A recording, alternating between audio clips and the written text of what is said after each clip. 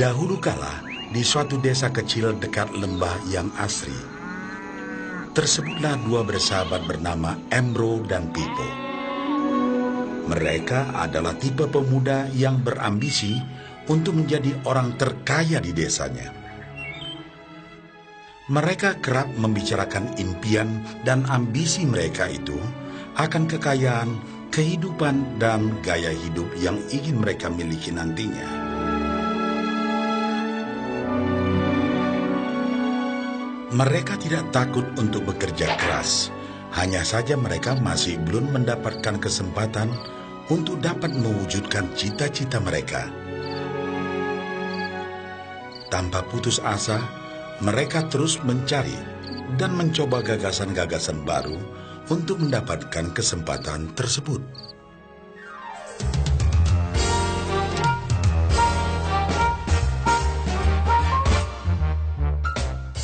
Hingga suatu hari, kesempatan itu pun datang. Desa mereka membutuhkan lebih banyak air. Oleh karena itu, kepala desa mempekerjakan Embro dan Pipo untuk mengambil air dari mata air di gunung untuk dibawa ke tempat penampungan di desa. Mereka akan dibayar sesuai dengan banyaknya air yang dapat mereka bawa. Maka mereka berdua pun menyambut dengan baik kesempatan ini. Embro dan Pipo pun segera melaksanakan pekerjaan tersebut dengan bersemangat.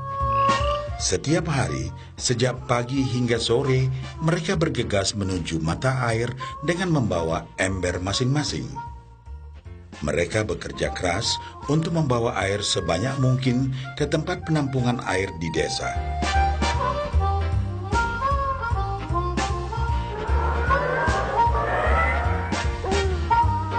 Menjelang sore hari, mereka pun pulang dengan membawa upah dari hasil jerih payah mereka hari itu. Embro merasa puas sekali dengan pekerjaannya itu dan besarnya upah yang ia dapatkan. Dia yakin bahwa dengan pekerjaannya ini, ia bisa segera mewujudkan cita-citanya. Bahkan untuk menambah penghasilannya, Embro membuat ember yang lebih besar agar dapat lebih banyak membawa air. Embro yakin dengan penghasilannya sebesar itu, tak lama lagi ia bisa segera membeli sapi dan memiliki gubuk baru yang ia idam-idamkan.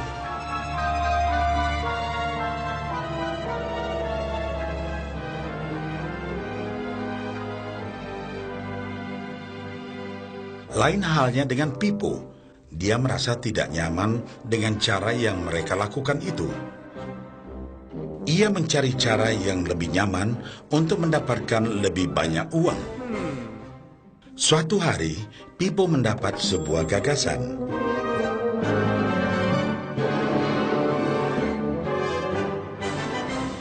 Ia berniat membangun sebuah saluran pipa yang akan mengalirkan air dari mata air langsung ke tempat penampungan air di desa. Dengan saluran pipa tersebut, ia akan mendapat lebih banyak air tanpa perlu lagi membawa ember ke mata air. Ia sangat antusias dengan gagasannya ini. Pipo pun mulai menceritakan gagasannya ini kepada Embro dan mengajaknya bekerja sama. Tetapi Embro tidak sependapat. Ia bahkan mentertawakan gagasan Pipo tersebut karena merasa dirinya mampu mendapatkan lebih banyak uang. Embro pun lebih sering lagi mengambil air dengan ember dan bahkan menggunakan ember yang lebih besar agar dapat membawa lebih banyak air ke desanya. Dengan cara ini, Embro yakin penghasilannya akan meningkat.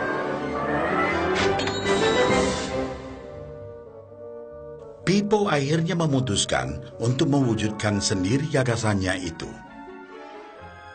Dia mengerti bahwa tidaklah mudah untuk membangun dan menyelesaikan saluran pipa tersebut.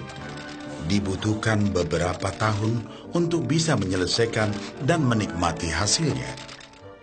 Namun tekadnya telah bulat.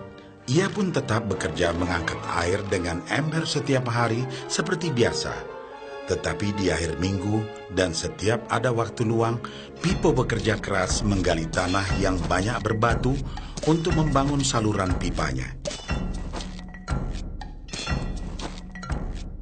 Pada bulan-bulan pertama, hasilnya hampir tidak kelihatan. Orang-orang desa mulai banyak mentertawakan dan mencemooh Pipo. Mereka menjulukinya Pipo si manusia saluran pipa.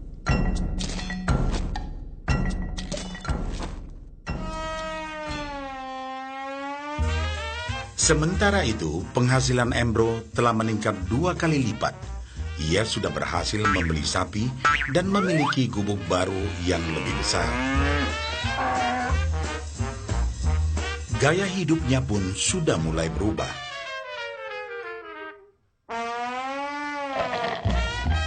Ia sering menghabiskan waktu sepulang kerja di bar, menikmati hasil jerih payahnya mengangkat ember.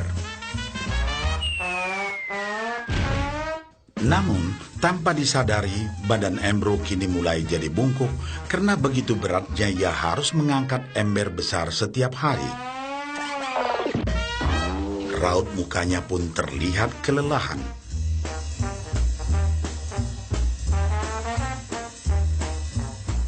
Semakin hari, semakin sedikit air yang dapat dibawanya karena tenaganya berkurang seiring bertambahnya usia.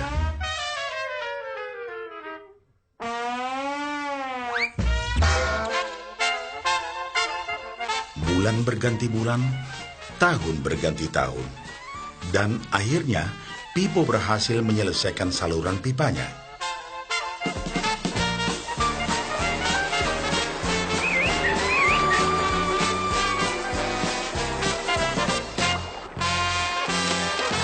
Kini, tanpa perlu bersusah payah mengangkat ember, Pipo akan mendapat lebih banyak uang berkat air yang terus mengalir memenuhi tong-tong air di tempat penampungan.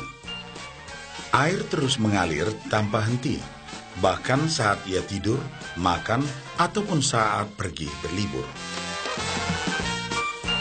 Pipo pun puas dan bangga. Berkat tekad dan kerja keras, kini penghasilannya pun mengalir tiada henti, seiring aliran air di saluran pipanya.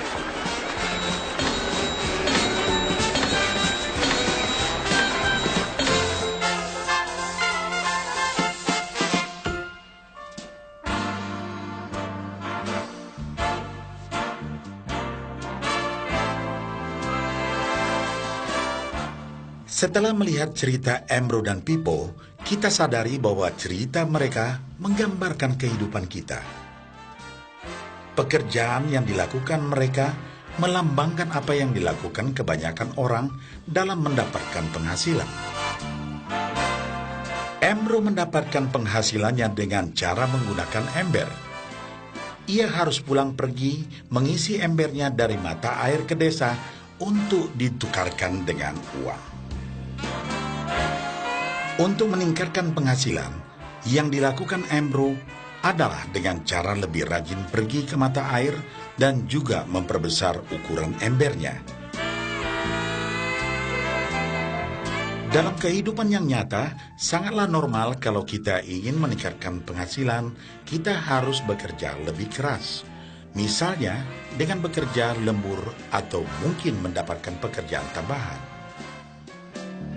Kita juga dapat memperbesar ember kita, yaitu dengan menerima posisi pekerjaan yang lebih tinggi.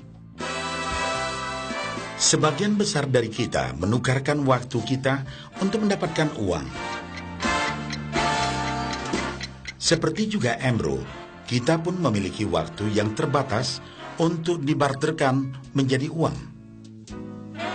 Dan kita tahu, setiap orang hanya memiliki 24 jam per hari, dan tidaklah mungkin kalau kita membarterkan seluruh waktu kita untuk bekerja. Dan yang lebih sulit lagi, yaitu jika kita tak mampu lagi membarter waktu kita, karena alasan usia, kesehatan, ataupun alasan lainnya, sehingga penghasilan kita terhenti sama sekali. Tetapi coba perhatikan apa yang dilakukan Pipo. Secara bijaksana, Pipo tidak membarterkan seluruh waktunya hanya untuk mendapatkan penghasilan yang terbatas. Tetapi dia menggunakan sebagian waktu yang dimilikinya untuk membangun saluran pipa, karena dia tahu bahwa saluran pipa ini akan mendatangkan penghasilan yang berkesinambungan tanpa dia harus membarterkan seluruh waktunya. Dia tahu bahwa suatu hari nanti, mungkin karena alasan usia atau kesehatan, dia akan tidak dapat lagi membarterkan waktunya dengan uang. Sedangkan bila ia mampu mewujudkan gagasan saluran pipanya itu, dia hanya perlu bekerja keras sekali saja untuk membangun saluran pipa. Setelah saluran pipa selesai, maka penghasilan akan terus mengalir bagi Pipo. Pipo telah menunjukkan kepada kita bahwa untuk mendapatkan penghasilan, kita tidak selalu harus dengan cara barter waktu dengan uang. Ada cara lain yang lebih baik.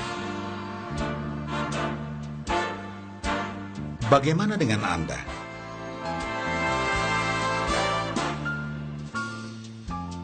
Apakah Anda masih seperti Embro yang membarterkan waktu Anda untuk mendapatkan penghasilan? Atau Anda ingin mengikuti jejak Pipo dengan mulai membangun saluran pipa untuk mendapatkan penghasilan yang berkesinambungan?